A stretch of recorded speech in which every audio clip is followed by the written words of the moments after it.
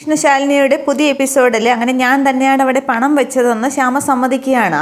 അപ്പോൾ പിന്നെ ഇതിൽ കൂടുതൽ വേറെ ഒരു തെളിവൊന്നും വേണ്ടല്ലോ എന്നിങ്ങനെ സുസ്മിത പറയുമ്പോൾ നീ എരുതിയിൽ എണ്ണ ഒഴിക്കാനായിട്ട് നോക്കണ്ട എന്നിങ്ങനെ പറയുകയാണ്. തുടർന്ന് ശ്യാമ കുറേയൊക്കെ ആലോചിക്കുന്നുണ്ട് എന്ത് കള്ളം പറയൂ എന്നുള്ളത്. തുടർന്ന് ശ്യാമ ചോദിക്കുകയാണ്, നീ എന്നെ ഫോൺ വിളിച്ചു എന്നുള്ളത് സത്യമാണല്ലോ, നീ റെക്കോർഡ് ചെയ്തിട്ടുണ്ടോ എന്ന് ചോദിക്കുകയാണ്. അന്നേരം റെക്കോർഡ് ചെയ്യേണ്ട ആവശ്യമൊന്നുമില്ലല്ലോ, ഞാൻ പറഞ്ഞത് എന്താണെന്നും നീ കേട്ടത് എന്താണെന്നും ഒക്കെ എനിക്ക് നിനക്കും ബോധ്യമുണ്ടല്ലോ, പിന്നെന്താ അതിൻ്റെ ആവശ്യം എന്നിങ്ങനെ സുസ്മിത പറയുമ്പോൾ ഈശ്വര രക്ഷപ്പെട്ടു, ഇനി ആദ്യം പിടിച്ച് തൂങ്ങാമെന്നും പറഞ്ഞ് ശ്യാമ പെട്ടെന്ന് പറയുകയാണ്. പണം കടം കൊടുത്തത് ശരി തന്നെയാണ്, പക്ഷേ ഫോൺ വിളിച്ച് ഇവർ പറഞ്ഞ കാര്യങ്ങളൊന്നും അല്ല പറഞ്ഞത്, എൻ്റെ കുഞ്ഞിനെ അപായപ്പെടുത്തും എന്നാണ് പറഞ്ഞതെന്ന്. അന്നേരം സുസ്മിതയ്ക്ക് അങ്ങോട്ട് ദേഷ്യം വരികയാണ്. ഞാൻ അങ്ങനെയൊന്നും അല്ല പറഞ്ഞതെന്ന് സുസ്മിത പറയുന്നുണ്ട്. അന്നേരം 10 ലക്ഷം രൂപ കൊടുത്തില്ലെങ്കിൽ എൻ്റെ കുഞ്ഞിനെ അപായപ്പെടുത്തും, പിന്നെ സത്യാമ്മയെ അപായപ്പെടുത്തും, പിന്നെ ഈ വീട്ടിലെ ഓരോരുത്തരെയായിട്ട് അപായപ്പെടുത്തും, അതുകൊണ്ട് ഞാൻ പണം കൊടുത്തത് എന്നിങ്ങനെ ശ്യാമ അങ്ങ് നിസ്സഹായമായിട്ട് അതിസമർത്ഥമായിട്ടും കള്ളം പറയുകയാണ്. അന്നേരം രാഘവന്നാരും പറയുന്നുണ്ട്, അങ്ങനെ പറയേ, അല്ലാതെ എല്ലാവരെയും അപായപ്പെടുത്തുമെന്ന് പറയുമ്പോൾ ശ്യാമമോള് പിന്നെ വെറുതെ ഇരിക്കുമോന്ന്. അന്നേരം രോഹിത്തും സത്യഭാമയും ഒക്കെ വിശ്വസിക്കുകയാണ്. പക്ഷേ സുസ്മിത അതങ്ങോട്ട് ദേഷ്യപ്പെടുകയാണ്. സുസ്മിത പറയുന്നുണ്ട്, ഞാൻ അങ്ങനെയൊന്നും അല്ല പറഞ്ഞതെന്ന്. അന്നേരം എന്താ തെളിവ് എന്നിങ്ങനെ ശ്യാമ ചോദിക്കുമ്പോൾ സുസ്മിതയ്ക്ക് അവിടെ തെളിവൊന്നും ഇല്ലല്ലോ. തുടർന്ന് രാഘവന്നാർ പറയുന്നുണ്ട്, ചവിട്ടി പുറത്താക്കട നുണ ഭാണ്ഡത്തെ ഇനിയും എന്തിനാ കേട്ടുകൊണ്ടിരിക്കുന്നതെന്ന് ചോദിക്കുമ്പോൾ വിഷ്ണു ആണെങ്കിൽ ഇറങ്ങിപ്പോടിയെന്നും പറഞ്ഞ് സുസ്മിത അടുത്തേക്ക് ചെല്ലുകയാണ്. അന്നേരം എൻ്റെ ദേഹത്ത് കൈവച്ചാലുണ്ടല്ലോ എന്നും പറഞ്ഞ് സുസ്മിത ഇങ്ങനെ കൈയൊക്കെ ചൂണ്ടുന്നുണ്ട്. അന്നേരം കൈവച്ചാൽ നീ എന്തോ ചെയ്യടിയെന്നും പറഞ്ഞ് സുസ്മിതയുടെ അടുത്തേക്ക് ഇങ്ങനെ വിഷ്ണു ദേഷ്യത്തോടെ നീങ്ങുകയാണ്. അന്നേരം മോനെ വേണ്ടാന്നിങ്ങനെ ഭാമ ഇങ്ങനെ തടഞ്ഞു നിർത്തുകയാണ്. തുടർന്ന് പറയുന്നുണ്ട്, അതിസമർത്ഥമായിട്ട് ഇവള് നിങ്ങളെല്ലാം വീണ്ടും വരുതിയിലാക്കി, പക്ഷേ നിങ്ങളെല്ലാവരും പറ്റിക്കപ്പെടാതിരിക്കാൻ വേണ്ടി ഞാൻ ഒരു കാര്യം കൂടി പറയാമെന്ന് പറയുമ്പോൾ വായടക്കടി എന്നൊക്കെ രോഹിത്ത് പറയുകയാണ്. എന്നിട്ട് സുസ്മിത വായടയ്ക്കാം, പക്ഷേ ഒരു DNA ടെസ്റ്റ് നടത്തണം, ഇവളുടെയും ഈ കുഞ്ഞിൻ്റെയും ഓരോ തുള്ളി രക്തം മതി DNA ടെസ്റ്റ് നടത്താനായിട്ട്, നിങ്ങളെല്ലാവരെയും പറ്റിച്ചുകൊണ്ട് ഇവൾ വീണ്ടും ആർക്കോ ജനിച്ചൊരു കുഞ്ഞിനെ ഈ വീട്ടിലെ അംഗമാകുകയും ചെയ്തു. ഇത് കാക്കയ്ക്ക് അല്ല, കുയിലിൻ്റെ മുട്ടയ്ക്ക് കൂട്ടിരിക്കുന്ന കാക്കയുടെ അവസ്ഥ പോലെയാണ്. ഇത് കാക്കയുടെ കുഞ്ഞല്ല, ഏതോ ഒരു കുയിലിൻ്റെ കുഞ്ഞാണ്.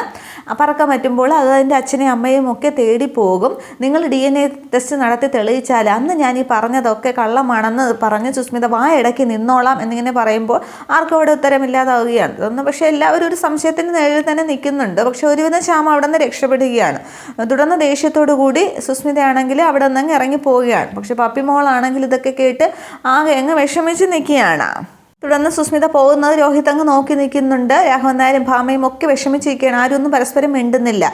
ശ്യാമയും വിഷമിച്ച് നിൽക്കുന്നുണ്ട്. പക്ഷേ വിഷ്ണു ആണെങ്കിൽ സങ്കടത്തോടു കൂടി നിൽക്കുന്ന തൻ്റെ കുഞ്ഞിനെ തന്നെ ഇങ്ങനെ നോക്കി നിൽക്കുകയാണ്.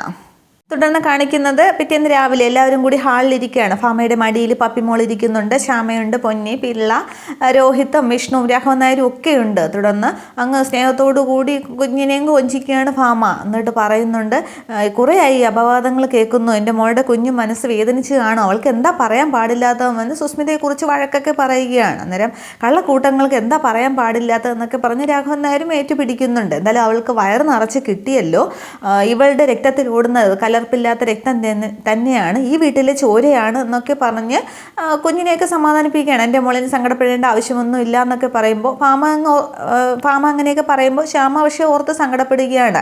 ഈ വീട്ടിലെ രക്തം തന്നെയാണ്, എൻ്റെ കുഞ്ഞാണ് എന്ന് പറഞ്ഞ് ഞാൻ ഈ കുടുംബത്തിലേക്ക് പപ്പിമോളെ അടിച്ചേൽപ്പിക്കുകയല്ല, വിഷ്ണുവേട്ടൻ്റെയും കുഞ്ഞേച്ചിയുടെയും ചോര തന്നെയാണ് കുട്ടി എന്നൊക്കെ അങ്ങ് പറഞ്ഞ് ഭാമയെ സങ്കടപ്പെടുന്നുണ്ട്. തുടർന്ന് രാഘവനാർ പറയുന്നുണ്ട്, ഇനി ഈ സംസാരം എവിടെ വെച്ച് നിർത്താം, കുഞ്ഞു മനസ്സാണ്, ഇപ്പോഴത്തെ കുഞ്ഞുങ്ങൾക്ക് എല്ലാം മനസ്സിലാവും, അവളുടെ കുഞ്ഞു മനസ്സ് വേദനിക്കും, ഇനി സംസാരിക്കേണ്ട എന്നൊക്കെ അങ്ങ് പറയുകയാണ്. എന്നിട്ട് എൻ്റെ മോൾക്ക് സന്തോഷം തന്നെയല്ലേ, സന്തോഷമായെങ്കിൽ അച്ഛമ്മയ്ക്ക് ഒരു ഉമ്മ തന്നേ എന്നൊക്കെ പറയുമ്പോൾ കുഞ്ഞാവുന്നേരം പപ്പിമോൾ ചിരിക്കുന്നുണ്ട്. അത്ര നേരം വിഷമമായിരുന്നു. തുടർന്ന് സത്യഭാമയോട് സംസാരിക്കുകയും മോടുകയൊക്കെ ചെയ്യുകയാണ്. തുടർന്ന് വിഷ്ണുവും രാഘവനായരും പിന്നെ രോഹിത്തും ഒക്കെ കുഞ്ഞിൻ്റെ സന്തോഷവും ഭാമയുടെ സന്തോഷവും ഒക്കെ ഇങ്ങനെ നോക്കി കാണുകയാണ്. പക്ഷെ വിഷമിച്ച് ശ്യാമ നിൽക്കുകയാണ്. ഇതേസമയം കുടുംബശ്രീ വീട്ടിൽ ശാലിനിയാണെങ്കിൽ ആകെ ടെൻഷനിലാണ്. അന്നേരം ശ്യാമയെ വഴി വെച്ച് കണ്ടതും സ്വർണ്ണം വിറ്റ് പൈസ കൊടുത്തതും ഒക്കെ ഓർത്തിങ്ങനെ നിൽക്കുമ്പോൾ ശാരദാമ്മ വന്ന് ഭക്ഷണം കഴിക്കാമെന്ന് വിളിക്കുന്നുണ്ട്. അന്നേരം എനിക്കൊരു കോള് വരാനുണ്ടെന്ന് പറയുമ്പോൾ ഓഫീസിൽ നിന്നാണോ എന്ന് ചോദിക്കുന്നുണ്ട്. അന്നേരം അല്ല, ശ്യാമയുടേതാണെന്ന് പറയുമ്പോൾ ശ്യാമ ഇപ്പോൾ വിളിക്കുമെന്ന് നിനക്കെങ്ങനെ അറിയാമെന്ന് പറഞ്ഞുകൊണ്ട് നിൽക്കുമ്പോൾ തന്നെ ശ്യാമ വിളിക്കുന്നുണ്ട്. അന്നേരം ശാരദാമ്മ ഇങ്ങനെ അന്തം വിട്ട് നിൽക്കുകയാണ്. ശാരദാമ്മ കാര്യങ്ങളൊന്നും അറിയുന്നില്ലല്ലോ. തുടർന്ന് എന്താ ശ്യാമ, എന്തായി കാര്യങ്ങൾ, അവൾ വന്നോ എന്നിങ്ങനെ ശാലിനി ചോദിക്കുകയാണ്. അന്നേരം വന്നോ കുഞ്ഞേച്ചി സംശയിച്ചതുപോലെ തന്നെ വീഡിയോ, ഞാൻ പൈസ കൊണ്ടിടുന്ന വീഡിയോ അടക്കം എല്ലാ തെളിവുകളോടും കൂടിയാണ് അവൾ വന്നത് എന്നിങ്ങനെ പറയുകയാണ്. അന്നേരം എന്നിട്ട് എന്തായി എന്ന് ശാലിനി ചോദിക്കുന്നുണ്ട്. എന്നിട്ടും പറയുന്നുണ്ട് അവൾ തന്നെ ആയിരിക്കുമെന്ന് എനിക്ക് ഉറപ്പുണ്ടായിരുന്നു. ഒരു രാത്രി പോലും ഇങ്ങനെ ഒരു ബോംബ് കയ്യിൽ വെച്ചുകൊണ്ട് അവൾക്ക് ഉറക്കം വരില്ല. നിന്നെ ആ വീട്ടിൽ നിന്നും അടിച്ചിറക്കണം. രോഹിത്തിനോടും അവൾക്ക് തീരാത്ത പകയുണ്ട്. പിന്നെ സത്യമ്മയുടെ മരണം, അതൊക്കെയാണ് അവളുടെ സ്വപ്നം എന്നൊക്കെ ഇങ്ങനെ ശാലിനി ഇങ്ങനെ ശ്യാമയോട് സംസാരിക്കുമ്പോൾ ശാരദാമ്മ അന്തം വിട്ട് ഇതൊക്കെ കേട്ടുകൊണ്ട് നിൽക്കുകയാണ് അടുത്ത് തന്നെ. തുടർന്ന് പറയുന്നുണ്ട് എന്തായി പിന്നെ എന്തായും ചോദിക്കുമ്പോൾ അവൾ വരുമെന്നുള്ളത് കുഞ്ഞേച്ചി മുന്നറിയിപ്പ് തന്നതുകൊണ്ട് എനിക്ക് മാനസികമായിട്ടൊന്ന് തയ്യാറെടുക്കാനായിട്ട് പറ്റി. കുഞ്ഞേച്ചി പറഞ്ഞു തന്നതുപോലെ കാര്യങ്ങൾ ഞാൻ പറഞ്ഞു. അതുകൊണ്ട് അവൾ പ്രതിക്കൂട്ടിലായി. പക്ഷേ അവസാനം DNA ടെസ്റ്റ് എന്നൊരു ഒളിയമ്പ് കൂടി ഇട്ടിട്ടാണ് അവൾ പോയത് എന്നിങ്ങനെ പറയുമ്പോൾ ശാലിനി ഒന്ന് ഞെട്ടുകയാണ്. തുടർന്ന് പറയുന്നുണ്ട് DNA ടെസ്റ്റിനെ കുറിച്ച് സത്യാമ്മ എന്ത് പറഞ്ഞു എന്ന് ചോദിക്കുമ്പോൾ അത് ശാരദാമ്മ കേൾക്കുന്നുണ്ടല്ലോ. അന്നേരവും ശാരദാമ്മ അങ്ങ് അന്തം വിടുകയാണ്. എന്നിട്ട് സത്യാമ്മ ഒന്നും പറഞ്ഞില്ല എന്ന് പറയുമ്പോൾ നീ ഒന്ന് സമാധാനിക്കുക, സത്യാമ്മ ഒന്നും പറഞ്ഞില്ലെന്നല്ലേ പറഞ്ഞത്, അപ്പോൾ പോസിറ്റീവായിട്ട് എടുക്കുക എന്നിങ്ങനെ ശാലിനി സംസാരിച്ചുകൊണ്ടിരിക്കുകയാണ്. ഈ സമയത്ത് ഈ ശ്യാമയുടെ മുറിയിലേക്ക് പപ്പിമോള് തൻ്റെ ടെഡി ബിയറുമായിട്ട് വരുന്നുണ്ട്. അന്നേരം അമ്മ ആരോടാ ഇത്ര ടെൻഷനിൽ സംസാരിക്കുന്നത്, എന്നെക്കുറിച്ച് തന്നെയാണ്. അപ്പോൾ ഞാൻ അമ്മയുടെ മകളല്ല, അല്ലെങ്കിൽ പിന്നെ അമ്മയ്ക്ക് ഇത്ര ടെൻഷൻ എന്തിനാണ്, ഇനി ഞാനിവിടെ നിന്നിട്ട് കാര്യമില്ല എന്നും പറഞ്ഞ് ആ ടെഡി ബിയറുമായിട്ട് പപ്പി അങ്ങ് റൂമിലേക്ക് പോവുകയാണ്. തുടർന്ന് ശാലിനി പറയുന്നുണ്ട് സത്യാമ്മ DNA ടെസ്റ്റിൻ്റെ കാര്യം വേണമെന്നൊന്നും ഇല്ലല്ലോ, അപ്പോൾ അതങ്ങ് വിട്ടേക്ക്. അവിടെ പപ്പിമോളില്ലേ, കുട്ടി കേട്ടാൽ അവൾക്ക് വിഷമം തോന്നും, കുഞ്ഞു മനസ്സ് വേദനിക്കും എന്നിങ്ങനെ പറയുമ്പോൾ ശ്യാമ ഇങ്ങനെ തിരിഞ്ഞൊക്കെ നോക്കുകയാണ്. അപ്പോൾ പപ്പിമോൾ ആ വാതിൽകളിൽ നിന്നും വേറെ മുറിയിലേക്ക് പോയി കഴിഞ്ഞിരുന്നു. അന്നേരം അവൾ ഇവിടെയൊന്നും ഇല്ല കുഞ്ഞേച്ചിന്നിങ്ങനെ ശ്യാമ പറയുന്നുണ്ട്. തുടർന്ന് ശാലിനിയാണെങ്കിൽ ശ്യാമയോട് സംസാരിക്കുന്നുണ്ട്. നീ പേടിക്കുന്ന പോലെ ഒന്നും സംഭവിക്കില്ല, നീ സമാധാനമായിട്ട് പോയി കിടന്നുറങ്ങാൻ നോക്ക്, ഇനി എന്തെങ്കിലും ഉണ്ടായാലും ഞാൻ നോക്കിക്കൊള്ളാം. പിന്നെ നിൻ്റെ ഈ ആശങ്കയും വിഷമമൊന്നും പപ്പിമോൾ കേൾക്കരുത്, കാണരുത്, മനസ്സിലായല്ലോ എന്നൊക്കെ ചോദിക്കുമ്പോൾ ആ ശരി കുഞ്ഞേച്ചി എന്നൊക്കെ പറഞ്ഞൊരു ആശ്വാസത്തിൽ ശ്യാമ ഫോൺ വയ്ക്കുന്നുണ്ട്.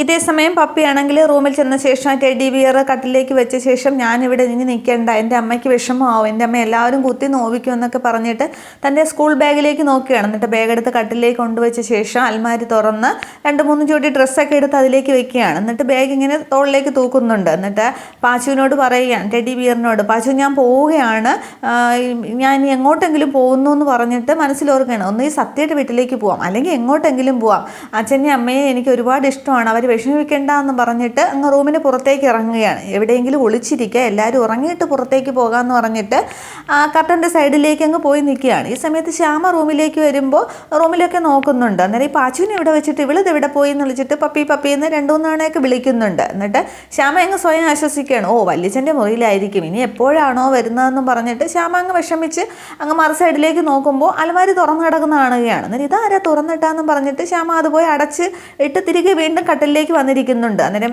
പപ്പിമോളാണെങ്കിൽ ഇപ്പുറത്തെ സൈഡിൽ ഒളിച്ചിരിക്കുകയാണ് റൂമിൻ്റെ വെളിയിൽ. അന്നേരം എൻ്റെ അമ്മയ്ക്ക് ഞാൻ പോയ വിഷമമാവും, പക്ഷേ എൻ്റെ അമ്മയ്ക്ക് എല്ലാവരും വേദനിപ്പിക്കും, എൻ്റെ അച്ഛനെയും അമ്മയൊക്കെ എനിക്ക് ഒരുപാട് ഇഷ്ടമാവുകയാണ്, ഞാൻ എങ്ങോട്ടെങ്കിലും പോവുകയാണ്, ഇവിടെ ഞാൻ നിൽക്കുന്നില്ല എന്ന് പറഞ്ഞിട്ട് റൂമിലേക്ക് നോക്കുമ്പോൾ ശ്യാമ ഇങ്ങനെ വേറെ എങ്ങോട്ടോ നോക്കിക്കൊണ്ടിരിക്കുന്ന കാണിക്കുകയാണ്. തുടർന്ന് വാതിൽക്കൽ കടന്ന് അങ്ങ് സ്റ്റെയർ ഇറങ്ങി പപ്പിമോളാണെങ്കിൽ താഴേക്ക് ഇറങ്ങി വരികയാണ്. അന്നേരം ഈശ്വര ആപത്തൊന്നും വരുത്തല്ലേ എന്ന് ശ്യാമ പ്രാർത്ഥിച്ച് അവിടെ ഇരിക്കുകയാണ്. ശ്യാമ വിചാരിക്കുന്നുണ്ട് പപ്പിമോള് വിഷ്ണുവിൻ്റെ മുറിയിലായിരിക്കും എന്ന്. തുടർന്ന് സ്റ്റെയർ ഇറങ്ങി പപ്പിമോൾ വന്ന് ആ ഫ്രണ്ടിലെ കതവ് തുറക്കാൻ സെൻറ്ററിൽ കുറ്റി എടുക്കുന്നുണ്ട്. അന്നേരം മുകളിൽ കുറ്റി ഇട്ടിരിക്കുകയാണ്. അന്നേരം ഇതിപ്പോൾ എങ്ങനെ എടുക്കാമെന്ന് പറഞ്ഞ് നോക്കിയിട്ട് അവിടെ കിടന്നൊരു കസേര വലിച്ചിട്ട് മുകളിലത്തെ കുറ്റി എടുത്ത് കതവ് ഇങ്ങനെ തുറക്കുകയാണ്. അന്നേരം പുറത്തേക്ക് നോക്കുമ്പോൾ നല്ല ഇരുട്ടാണ്. ഇപ്പോൾ രാത്രിയാണെങ്കിലും കുറച്ച് കഴിയുമ്പോൾ വെളുക്കുമല്ലോ എന്ന് പറഞ്ഞിട്ട് മുറ്റത്തേക്ക് ഇറങ്ങിയിട്ട് തിരിഞ്ഞ് ഇങ്ങനെ വീട്ടിലേക്ക് നോക്കുകയാണ്. ഞാൻ പോവുകയാണ് കേട്ടോ, വീടിന് വിഷമിക്കേണ്ട കേട്ടോ, ഇനി നമ്മൾ ഒരിക്കലും കാണില്ല, ടാറ്റ ബൈ ബൈ എന്നൊക്കെ വീടിന് നോക്കി ഇങ്ങനെ പറഞ്ഞിട്ട് കുട്ടിക്ക് പേടിയൊന്നുമില്ല, രാത്രിയാണെന്നുള്ളത് ചിന്തിക്കുന്നുമില്ല. എന്നിട്ടും അങ്ങ് മുറ്റത്തേക്ക് ഇറങ്ങി ഗേറ്റ് കടന്ന് നടന്നു പോവുകയാണ്. ഇത്രയുമാണ് കാണിക്കുന്നത്.